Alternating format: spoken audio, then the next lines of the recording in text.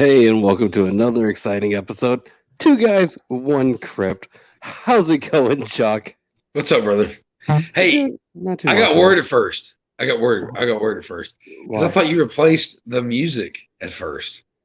No. It was a countdown thing. I don't know what was No, that. I just said it because I was like, fuck it. Oh, okay, Hell not. okay, okay. No, not at all, buddy. Not at all. Oh, man. So, anyways, dude, how's it been going for you, man? Everything going well? Yeah, I'm doing all right. You know, minus little snags here and there, but I'm doing all right. I'm doing good. Well, that's good. That's good. We got a pretty fun one, that's for sure. Yes, I don't know if it's the greatest movie that we've ever done, to say the least, but at least we have a fun guest for this episode, that's for sure. always. So let's go ahead and introduce our guest for tonight's episode, our buddy Chente. What's up, everybody? From the happy hour news team podcast. Yes. Right, what a hell of an applause, man. People must really like you. Yeah, we got tens and tens of listeners that listen. I love it. Tons of listeners. There might be 20, but we're just going to go by Maybe. tens at this point. Hey. Knows. I don't know if you've seen it or not, Shaney, but I've actually posted screenshots and whatnot of you being very supportive of the band. Oh yeah, on the that's show what we stuff. do, man. I Yeah, got your sticker on my laptop here. I got Yep. the 2G 1C sticker on the laptop. And I was gonna wear the fucking the shirt tonight, but it's so fucking cold in my house. God damn, it's like 20 degrees outside. Oh, And man. I'm Yeah, sorry to hear that. That fuck sucks. that. It's pretty fucking yeah. cold, man. I give you that. We might actually do a run of long sleeve shirts here before too long. So Really? Hey, I'll buy a hoodie. I'm We a were- hoodie guy. We were thinking about doing that too, me and Ron's band. The Legitimate fuck you, Sons of a fuck Jesus you. Pig. No, You can check out our merch shop over at T Public. Just look up Legitimate Sons of a Jesus Pig. We got some pretty cool shirts if you're into like the whole Jesus style design. It's pretty fun. That's for or sure. you can go to Bastard Sons with Judas Code and just message us, and we'll tell you what we have because we got some good shit. Fair enough. And we got a new guy over here checking out the live show. Jason, he's from the Pittsburgh Horror Flipside Industries and Production, Panic Terror Films. How's What's it going, going on, Jason? Jason? Nice for you to, I guess nice of you to join us. But thank you very much, man. It's greatly appreciated. We encourage everybody to check us out. And check out Legitimate Sons of a Judas Pig's new single, Some Things End in Hugs. It's a cover of a certain song. Some things in the Fun one. bloodshed from Bastard Sons with Judas. Go look at it on Spotify. Thanks. Right. The cover is actually we're going to be releasing it as a single on vinyl, just by itself, one side. It's a total waste of vinyl. We're gonna have a lot of fun with this band, to say the fucking least. I So, can't wait. Side B could be just static, and you play it backwards, and then you'll hear "Bastard Sons of a Judas Goat." The See, backside would just be a random it's- conversation with me and Ron. There be no reason to it. Well, So it's funny though. It's stupid. like if we made it a split, like I've said before, the other side of it could just be static and me screaming over it, and then there you go. That's definitely fair enough for sure, man. So Jason, dude, talk about helping spread and the share and love and help the network and brand. Oh, dude, thank you very much, man, for sure. It's greatly appreciated. And if we can do anything to help you guys out, man, feel free to get a hold of me. It would be awesome for sure. So, anyways, guys, we are here to talk about this movie. And, after Shanty's last episode he was on, Bomb. well, to be fair, compared to this movie, it's not necessarily horrible, but I have this really deep hatred of Jason Blum, and I will say that that might be my fault, but it's mostly his, and the crowd agrees with me. It is, so we're just gonna go along with that. I Hey, did see Jason- one decent Blumhouse film the other day called The Hunt. Yeah. Yeah, that's a good one. That was decent. That was actually pretty good. I'm not going to say they're all bad, No, but I'm going to say they're he hit has or like a miss. 90-10 track record. Oh, yeah. You also got to keep in mind, he did the 20 whatever Black Christmas, and that drops his score way the fuck down. I Yeah, mean, it does. you know, Yeah, that's you get pretty the good bad. and bad, but you know, it's just one of those things where that movie was total fucking shit. But when it comes down to people putting out horror movies these days, Blumhouse is putting out a lot of movies. Some good, some shit. We don't have a lot of companies that are putting out just horror, though, to be fair. You know, like what, Universal here, but Get Out won an Oscar, though. So, yeah, well, Get Out won an Oscar. Oh, sorry, what? That's fine. It could win an Oscar, but... Fuck that movie. Who attended that show? Us even more. You know, who gets to pick who wins Oscars? A group of people. It's like a small a bunch of group. people have no idea what they're talking about, basically. Like, I'm not going to say Just Get like Out the wasn't a Grammys. bad movie, though. Get Out was a decent movie for what it was. Get Out was a decent movie. Us was a piece of shit, and everybody wants to fucking get pissed off at me about it.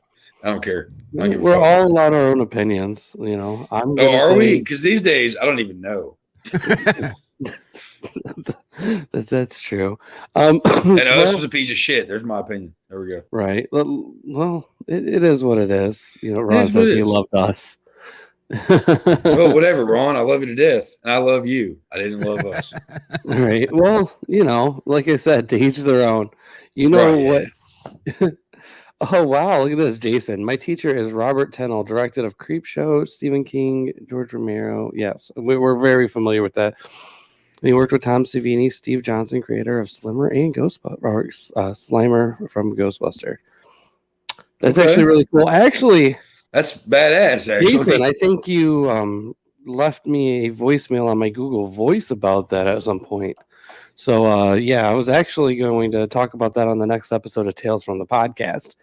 But, yeah, you definitely got to get a hold of me on my personal thing and my personal page there. And I'll message you from it here in a little bit once we get the show going and everything. But, yeah, we're definitely going to jbnews.com. No, it's really jbnews.com. Right. And you get a free shirt. Oh, they said nudes. I think you did say nudes. I did say nudes. Oh, okay. That was the funny part. What? Right. Well, then I heard news. I don't know what the fuck. Never mind. Either way, it's hilarious. And he's nude while doing the news. Oh, man. Give money. Oh, for sure, dude. So, anyways, we are here to talk about this. All right. I'm just going to throw it out there right away. Chuck picked this movie. I did. Chuck picked it. I did. I will say, for our next episode of 2G1C, our good friend Uncle Ron decided to pick it. Chuck, unfortunately, will not be there, but we have chosen the only movie to really take place on Thanksgiving, Blood Rage. So check us out next, in 2 weeks, we'll be doing that. It's the day after Thanksgiving, we'll be doing Blood Rage. I don't know if we're going to have a guest on for that episode. I kind of feel shitty trying to ask people if they would even want to be on like the day after Thanksgiving. It's too close to a holiday. So it's I'll do it. Cool, but I'm going to throw out there. I'll do it. That day.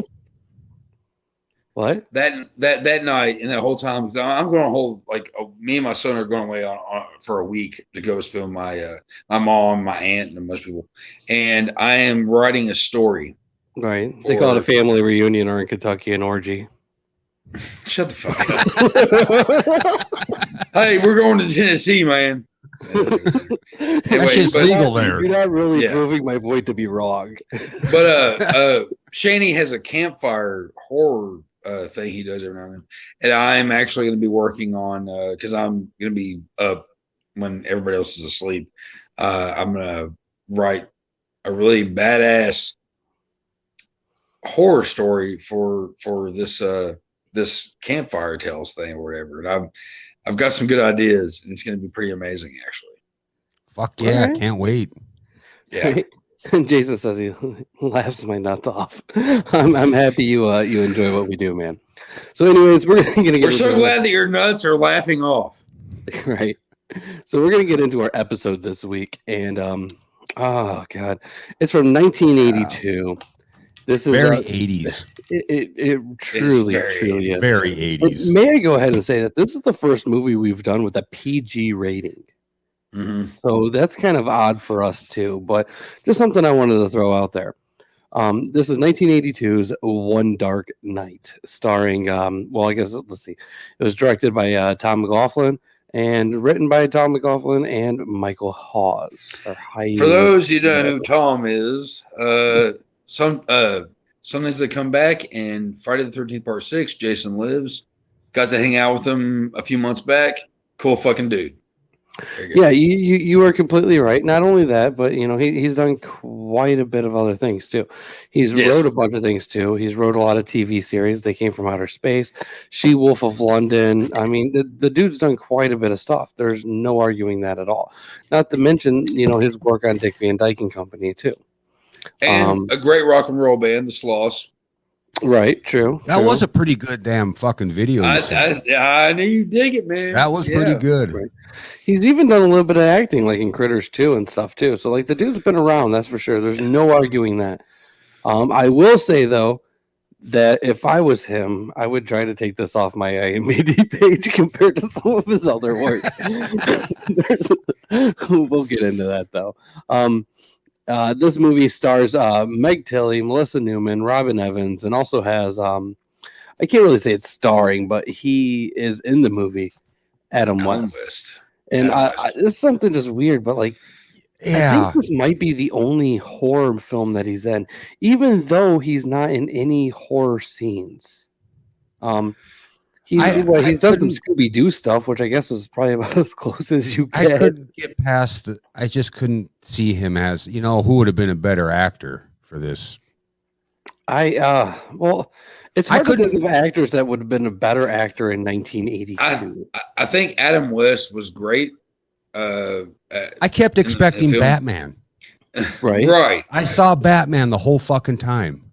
JB and I talked about that, man. He should have had a bigger fucking role. He should have had something a little bit, I like Adam West, nothing against the dude, but I don't think this role was for him. I think his voice work can be really cool when he's doing that, but his physical appearance, it's kind of like what's his face, Harry Potter. You know what I mean? Like, no matter what you see him in, like the movie Horns, for instance, was a pretty decent movie. But every time you see the dude, you just think fucking Harry Potter. So it's kind of like a really similar thing there with Adam West. It's like, his voice work is great. He was gonna transform. Like he's like, and you just say he's gonna run down into a thing, and he's now Batman. And he's now Batman. Yeah, that's what I was expecting the whole fucking time I saw him. I closed my eyes even, and I was like, God damn, I just hear Batman. Ron.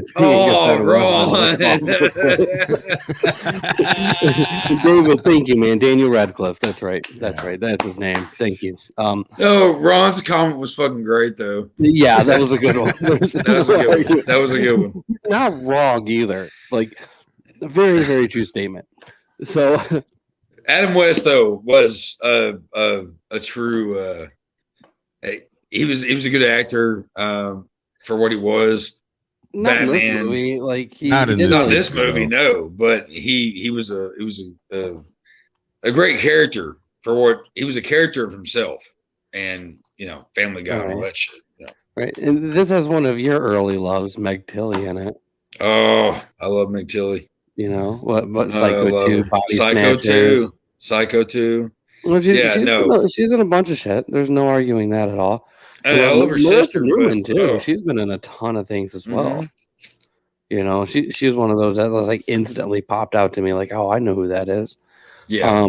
But we got Robin Evans in this as well. She's been around. There's no arguing that either. Her man, like most of her stuff is in like the 80s though, and it's nothing too great either, to be fair. Those are all the sisters, right? What was that? All those three actresses were the sisters. Melissa Newman wasn't. She was the daughter of she's the daughter, yeah. Oh, she's the daughter, yeah. Okay. All right. But and then what? Leslie Spite's in this too, who's an amazing voice actress. I mean, she's done tons of shit. Challenge of the GoBots We're talking about pup named Scooby Doo, New Kids on the Block, like the whole, like all the cartoons. I mean, she's done. Is she the one ton that of does? shit. Who's the one that does the Rugrats? Not her. I'm not sure. The girl that was in the back seat that ended up getting kicked out of the car. That's that's the one that does. She does the voice for Tommy Pickles on Elizabeth Daily. Rugrats. Yeah, and she Yeah, does the voice. She also does on Powerpuff Girls. She was Dottie on Pee Wee's Big Adventure. Yeah. Oh yeah, that's where I recognized Yeah, her. there we go. Oh, shit. Yeah, she's been in a ton of shit, dude. All-star cast. I always had a crush on her from Pee Wee. Honestly, And Candy on Devil's Rejects as well. Mm-hmm. Right, but you know, whatever. Not horrible. You gotta work that pussy, baby. Right. And yes, David, Meg Tilly is the sister of Jennifer Tilly. Who may I say, if anybody's been keeping up on the new episodes of Chucky, I'm not the biggest fan of Jennifer Tilly personally, but it is kind of cool seeing her. Well, her voice. Really, her voice? That's just fucking irritates part. me. I'm sorry. Oh my god! I knew a girl years ago who had a Jennifer Tilly voice, and it won me over every time. Well, like she had a great very phone sex voice. Yeah. Oh yeah. There's just something about it. I don't know. Maybe I've just seen too many of her movies. Like, is that? I don't know. I just don't like it. It's a personal thing. That movie with her and Jenna Gershon, I can't remember what it's called. Geely? What the fuck it was called? Not Geely, but it was what movie was that fucking called? It has a cult following, actually, but Bound. Yeah. Thank you, Ron. Yeah, for sure. Yeah, I had that on VHS for many years. I used to push pause a lot on it. Why do I believe that? you I don't doubt it. Because you know me at this point, and that's just me. Fair enough. So Jason comments in, I was born in 1980, February 8th. Best movies ever made. I love practical more than special effects. 80s was the best for all horror. My favorite is Dracula, film Bram Stoker. So creepy done, by far the best. I dig them, but Exorcist Leatherface was the scariest growing up. Those are definitely some pretty good choices there. There's no arguing that. And he goes on to talk about David Lynch, Stephen King, Clive Barker, Wes Craven, John Carpenter. In fact, before Ron and Chente joined in on our little pre-talk before the show, I was actually doing a little bit of Carpenter on my synthesizer. JB's news boy. That kind of guy. Let's see here. Oh, he goes on to talk about Jennifer Tilly needing a long shaft down the throat. Well, let's see here. I'm shocked old Chucky Cumshot didn't remember that.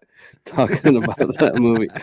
And we got Maurice here. Greetings, everybody. Chucky Cumshot. Is that another one of your nicknames? And Joe, evening, gents. Yeah, Chucky Cumshot was your nickname that Ron gave you. You know what? Whatever. It could be. Own it. Fucking own it. Right? Oh, I do. What do you think I'm called Chuck Nasty for? Okay, I own my shit. All right. He does. I'm not going to argue that. Good evening, Joe. Thank you, Maurice. Thanks, everybody, for joining in. You're all loved, man. Thank you all. But anyways, we are going to go ahead and jump right into this fucking episode. So we were talking, like I said, about One Dark Night from 1982. Now, it's my turn to do the walkthrough this week, and feel free to jump in anytime either of you want to, if you have anything that you want to add. But as far as I'm concerned, I'm just going to give the best walkthrough I can, considering what the fuck this movie was. All right. So it starts off. We have, God damn it. Well, I forget his name that he says.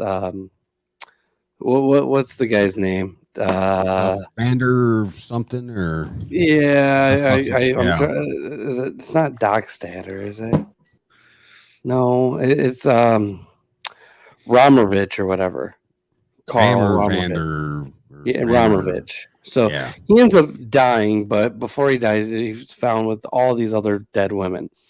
and they're talking about his telekinetic powers, and you get this small scene of like these little lightning things coming from his fingers and kind of blowing into the ceiling a little bit, which whatever, it is what it is.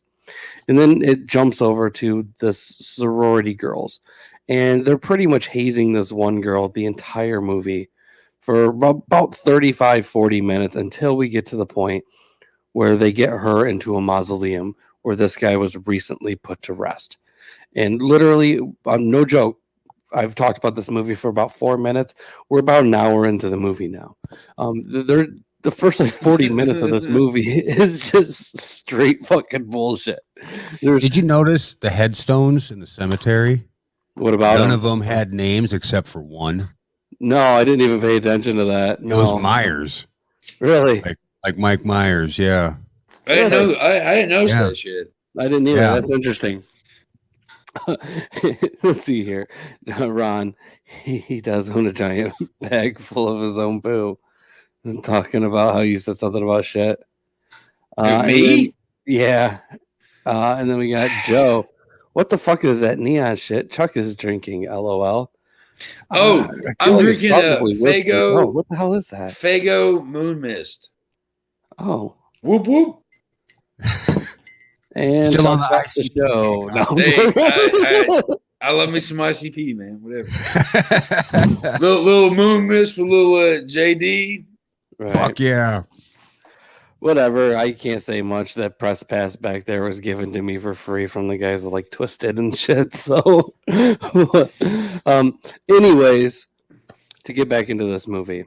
So once they're in the mausoleum, the sorority sisters are going there to try to scare her, and they end up bringing a few masks with her. I don't know what it is about that one girl.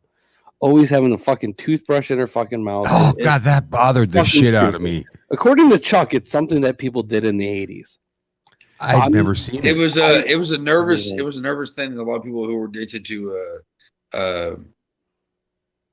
coke, speed, Crack. that kind of thing. Is that why we Right. gave it to the And black they would- girl? Is The one Tom with Ross been subliminal. racist? Right. That was subliminal. Yeah, she needed her fix. Right? Is that what that is? I don't know. I We're gonna don't have to know, talk to but that Tom to figure this that out. is the thing, though. That is the thing. Right. Well, even if it's a thing or not a thing, if it is a thing, that's fucking racist as all fucking hell. But, anyways, we're gonna go ahead and just continue past it. So Moving on. one of the girls gets kind of upset and thinks that the other girls are going too far. They end up dropping her off. So after they literally in a fucking tunnel, fucking total bitches. And then That they was a go- badass car, though. I think that was a 65 Mustang. Yeah, that was for sure. Yeah. In fact, talking about cars, I want to thank my buddy Jason. His dad's doing a bunch of the Corvette shows right now, and they gave me one of their shirts to go ahead and show off on the show. So thank you guys for the shirt. Greatly appreciated, and hope your car shows are going well. That was Anyway. perfect. Hey, it just blended right in, man. I can't say She didn't anything. even That was good. know. Like it was just like, oh hey, by the way, Hey, I was looking for the opportunity, and there were some pretty cool vehicles in this. it worked. It worked. So, anyways, continuing on with this, the girls end up going to the mausoleum, scaring her quite a bit, and Well, then they after drugged they the shit out of her. what? They gave her a fucking downer. This is a downer. Oh, yeah, You they take this. definitely drugged her. There's no arguing that. And they're smoking joints in there, and it's like, well, okay. Well, joints are not going to make them act the way they acted in this. No. Drugging her, though, definitely probably didn't help the situation at all. Though I can't argue with that one at all. But oh man. So, anyways, as they're going through scaring her, things start to happen, and we're seeing the mausoleum has I guess they're called plaques. They're not really tombstones in a mausoleum. So some of the plaques are like what the one fell off in the actual cover for the mausoleum. What do you call it? Mausoleum plot technically started cracking for the guy who was had telekinetic powers. And as this is happening, we get eventually the lights get cut off, and some of these mausoleum covers end up bursting off, and then these coffins start slowly coming out and slowly just setting themselves down.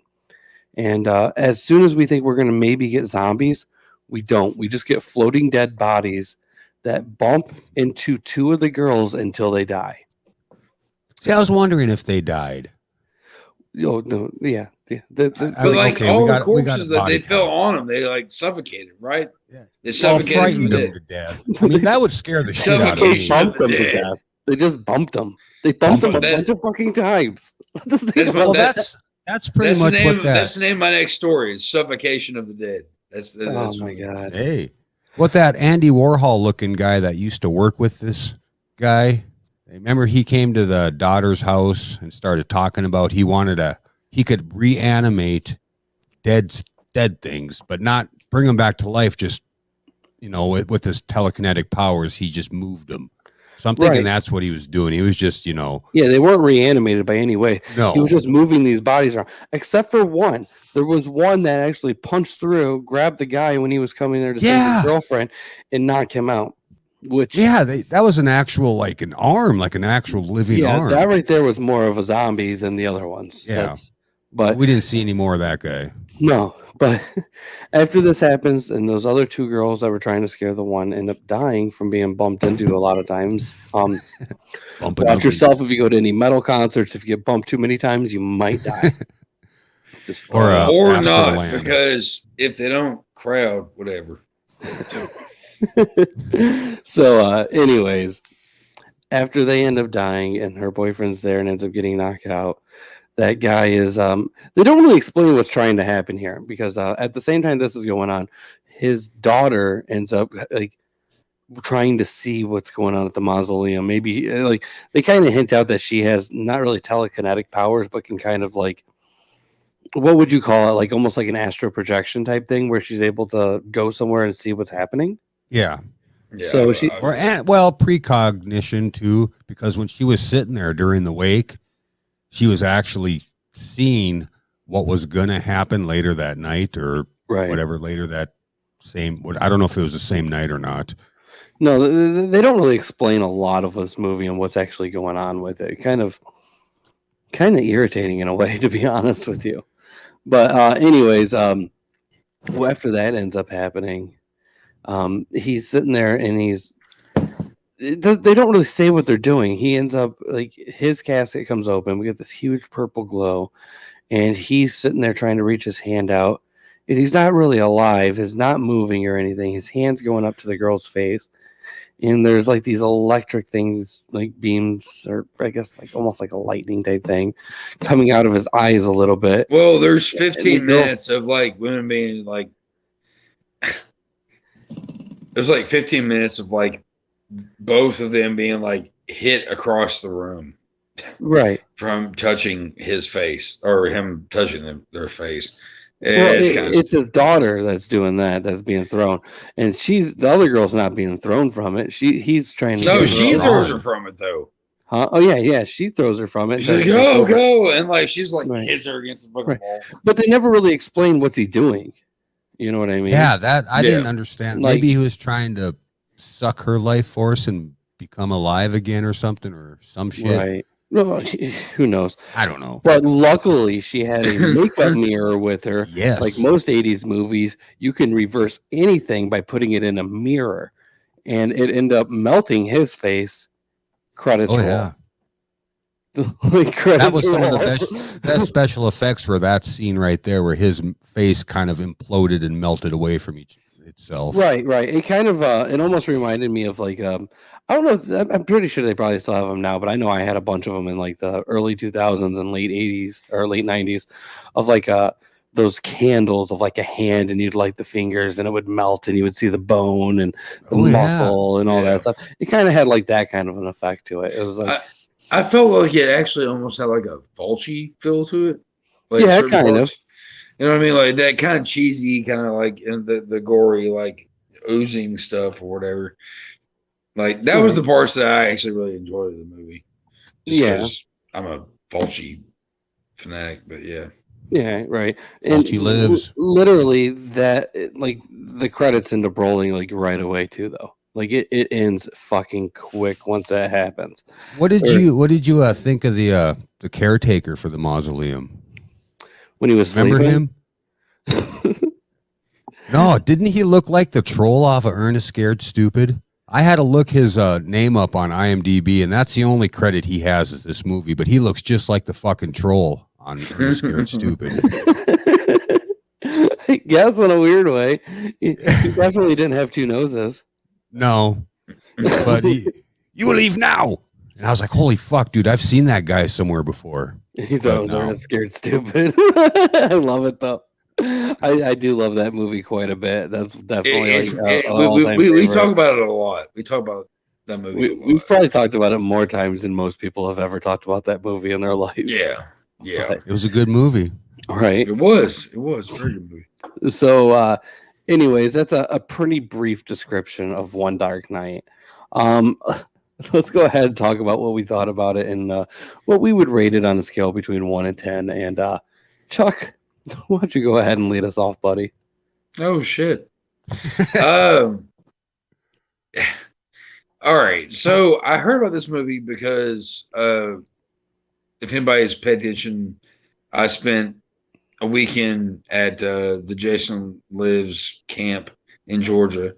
Got to hang out with Tom McLaughlin a little bit and discuss some things, whatever. And he brought this movie up quite a few times actually. In a good way? I'd never seen it. I'd never seen this film. And how did he bring this movie up? Were you guys like walking in the woods? He saw a bunch of bear shit. Talking about shit. I made this movie on One Dark Night. No, actually, we were in the mess hall, and we were all talking. It was after like a bunch of autograph signs and all kinds of stuff, and he was just talking to everybody, whatever. And he had mentioned this movie, and he had mentioned that it took place in this very popular, very famous celebrity like cemetery, and I was intrigued. I kind of forgot about it, and then I watched an interview with him, and he talked about it again. And I had to watch it. I had to check it out, and it was weird. It's not, everybody starts from somewhere. The guy has a list of things he has worked on his entire life. Was this one of his first movies? It was fairly early in his career. Yeah. But the guy has, Dick Van Dyke Show. Like he worked on Dick Van Dyke. Even on Jason Lives, there was a scene where the sheriff is bent in half, and apparently that was a skit that he did, though. Yeah. Well, but no, it was. Yeah. But it's that he wrote at least. Yeah, first one he directed too. He did this movie just 4 years before doing part 6 of Jason Lives. No shit. Yep, this is the first one. Nice. Yeah, and Jason. So we all got to start somewhere. Fuck. Right. Exactly. Yeah. Like everybody. To be fair though, when you start off with this, you could do nothing but improve. Exactly. I feel that way about our podcast. Our first few were shit, and we just improved. Dude. I'm pretty sure that's every podcast. Exactly. It takes a while to get your fit, find your little groove and go with it.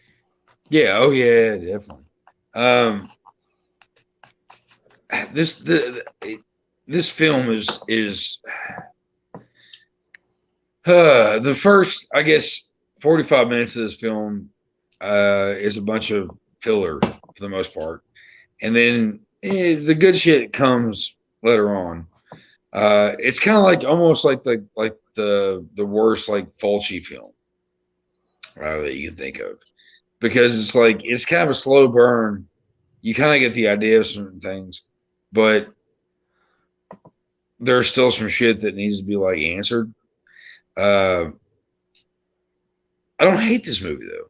I don't hate it. I actually like it. The floating zombies and stuff. The zombies, but the floating dead people at the end of it and all that. It's some haunted house shit. It's very haunted house. It's kind of stuff that you find haunted house. So I get an appreciation for that. What is it? 1 to 10? Yeah. Ross says worst Fulci. Take your pick. I mean, I love Fulci. What would you say is his worst? That's what he's asking. He's not saying anything bad about Fulci. The worst Fulci film that I've watched.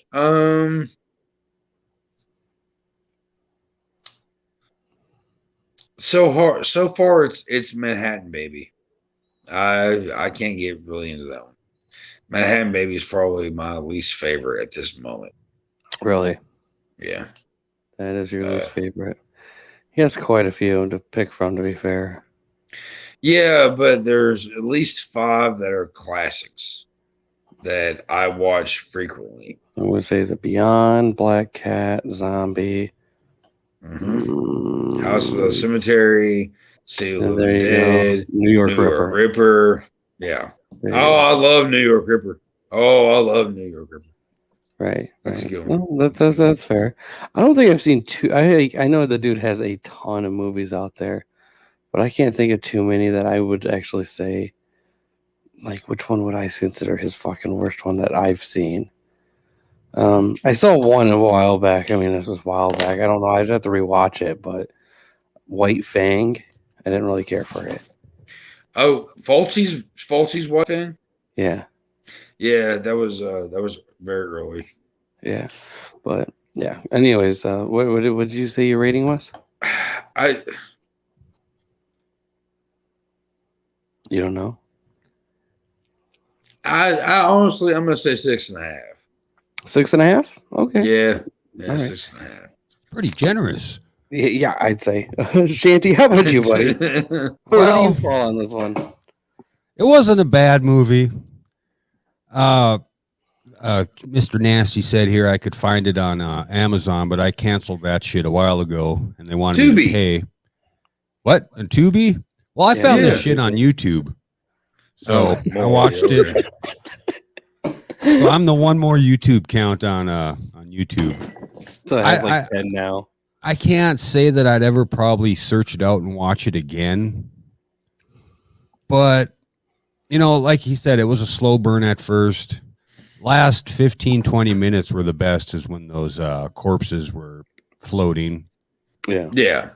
And, you know, the minor drug use, you know, when they were smoking those joints, I was kind of jonesing. I was like, fuck. But then I was like, I give it a 4. That's fair. That's fair. No, I gotta say, I give this one a 4. There was a little bit of side boob, but there was no boobs or really body count. So that's why my score is pretty low. No, I understand that. There was a scene in the movie where old girl lights up a joint and she's like, this is better shit than that last stuff. And then she throws it in the mausoleum. I'm like, yeah. What? If it's that good, why are you fucking wasting it, you fucking idiot? Well, yeah, they took 2 rips and then they fucking, you want to hit creep? I'm like, what the fuck you doing? I think that pissed him off. He was probably anti-drug. You never know, especially back then. Things were a lot different. Yeah. So I guess for my little review of this one, I can't say I enjoyed this one probably as much as Chuck did, to say the least. The only part that was worth watching was just like the last few minutes of the movie. There's so much filler in this movie that it's almost unbearable. Like, there is no need for any of the filler that's going on in this film. They or could Adam have, West. like, considering that the plot that they had about the movie, a guy with telekinetic powers that's able to use those telekinetic powers beyond the grave, he could have made such a better movie than they did. The premise alone could have had such a better film attached to it. Considering that this is one of Tom's first movies, that's the only thing that makes it forgivable for him, because it's so early in his career, like I said, that he could do nothing but improve. And fortunately, he has done nothing but improve since then. He's made a ton of really good films and TV shows since this movie. I can see a little bit of like why the movie was kind of made the way it was, though. It does have a PG rating, which does open it up for him to have a larger audience range, especially for the 80s when they were actually really making sure that you were of a certain age to go to movies, so like that whole part of it I kind of understand.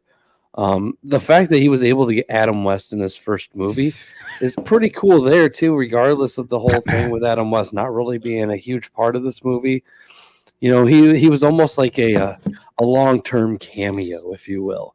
He had a couple Right. of scenes, but you could tell that his whole part was probably filmed in like a day or two.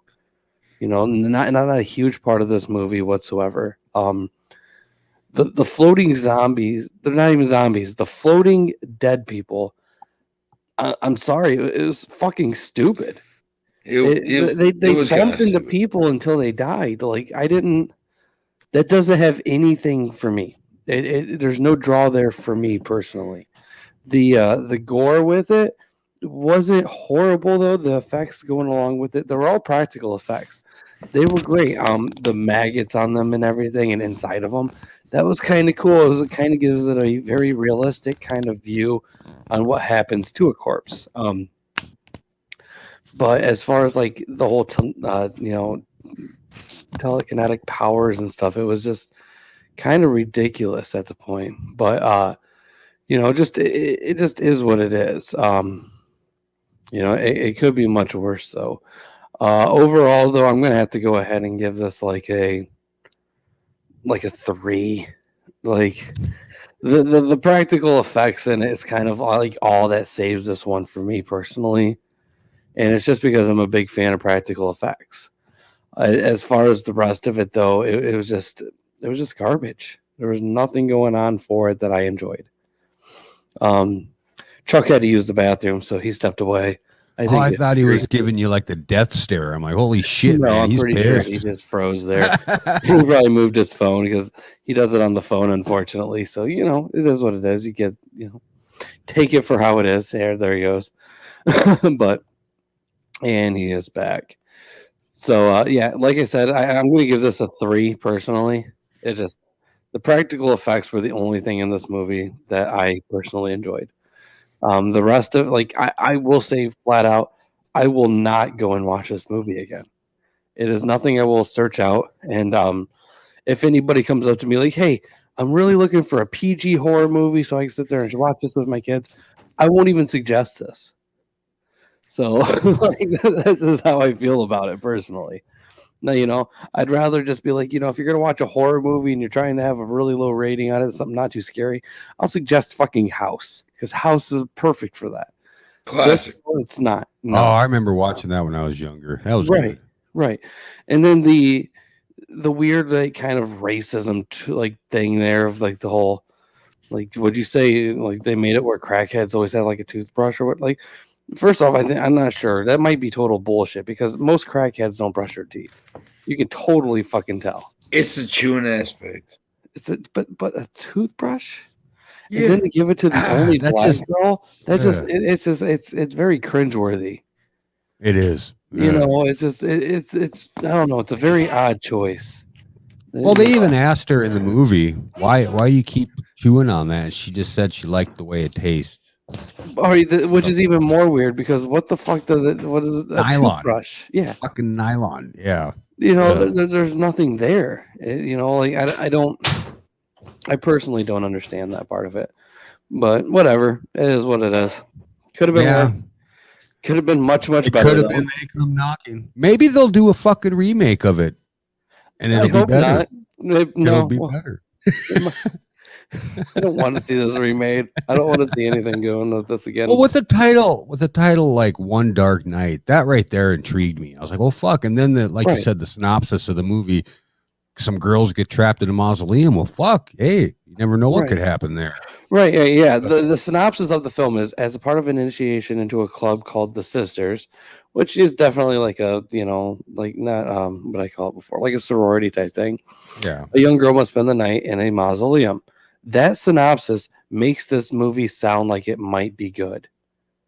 Yeah. That's it. But there's nothing else about it that does anything at all. That's good. Yeah. The car was good.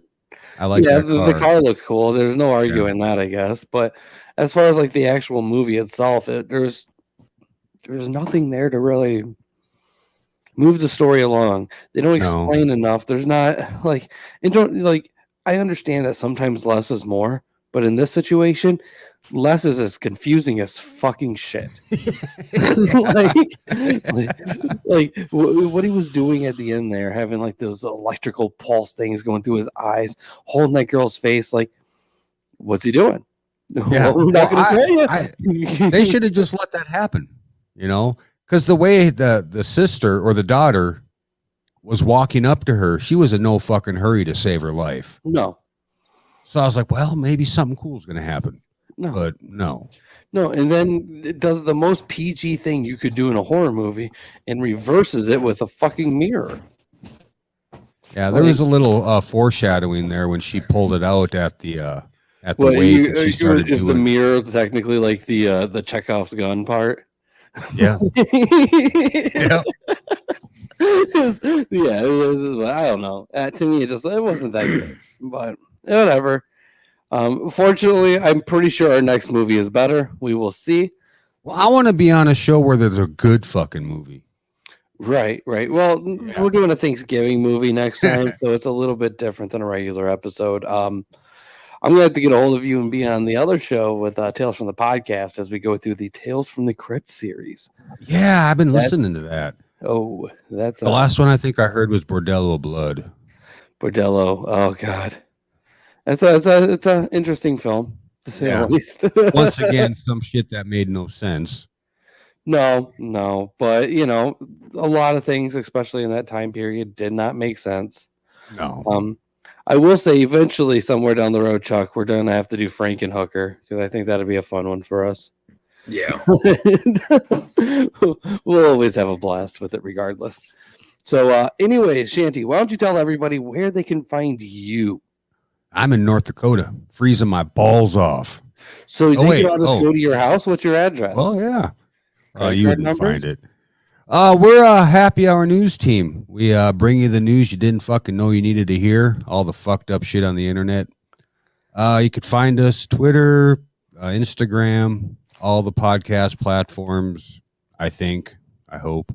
YouTube. We just started doing YouTube a while ago. Yeah, we're out there. Right. Check us out. Awesome. And just so everybody knows, all those links will be found in the show notes when this is released in the podcast form. So go check them out there. Check out the Happy Hour Snooze team. Fucking Shanty's fucking killing it, dude. Dude, we love having you on, man. Thanks.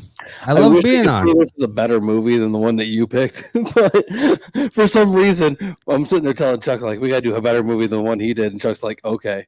And then secretly, Chuck's like, I got the worst movie idea in the world. This is what did I say last time? You gotta watch the bad ones just to appreciate the good ones a little more. Which is what this show is, but yeah. Right. And don't get me wrong, we've watched some real fucking pieces of shit. Really have, yeah. So then not to watch them again. No, but every once in a while, it's nice to like clean the palette and be like, you know what? I'm still waiting for the Monster reboot. I don't know about that, man. I don't know about that. Well, there is technically almost a sequel. No, Shane, did you watch Monster? Monsters? No, Monster. Oh no! I thought you said the Monsters. Monster. That's Go watch Monster. Go watch Monster. Okay. Dan West is one of the greatest people that we've ever had on the show. It's such a nice dude. Super good dude, man. He's cool as fuck. Yeah. He made a movie about a serial killer that gets turned into a giant turd and kills people, and I love it. Right. So, whatever. It's still a fun one. You'll love it. I'm telling you, it's fantastic. It's amazing. It really is. Yeah. Well, send me the link. Oh, we will. Okay. We'll make sure that happens. Awesome. But anyways, Shanty dude, thank you so much for coming on, man. It's always a fucking pleasure. Like awesome. I said, thanks for having me. Check him out. Go ahead. What? I said thanks for having me. I check you guys' show out Fridays whenever I can, and it's a pleasure to be on. Dude, anytime, man. Anytime. And love, like I said, I'll get a hold of you about getting you on the other show as well soon. So we'll definitely have to be doing that. But anyways, I'm going to drop you down below. Feel free to stay there if you want to, and we'll be done with the show in a minute. All right. So there we go. Another fucking episode down. Where's the Chuck- applause? We need applause. We need applause. yes. Good show. Good show. It was fun. Thanks everybody for checking us out. We appreciate you all. We do. Oh man, yes. They love us. They love us. Since nobody's really fucking applauding, I gotta do all the sound effects myself. But it could be worse. So, anyways, man, do you have anything you want to add before we get the fuck out of here for the night? Shit. Let's see. Nasty Nation, check it out. Graveyard Talk, check it out. Facebook, Spotify, Anchor, Bastard Sons of a Jesus Goat. Man, the legitimate sons of a Jesus pig. No. Yes. Well, look them up too, but yeah. Bastard Sons of a Jesus Goat, Spotify, Facebook, all those fucking places. Check us out. Dig it, whatever. Legitimate sons of a Jesus pig. Check them out out on YouTube. Check out their new single. Some things end in hugs, and just put a smile on your face. Enjoy the day. It's a good song. Yeah. Salesmanship. So, with that being said, guys, the crypt is closed.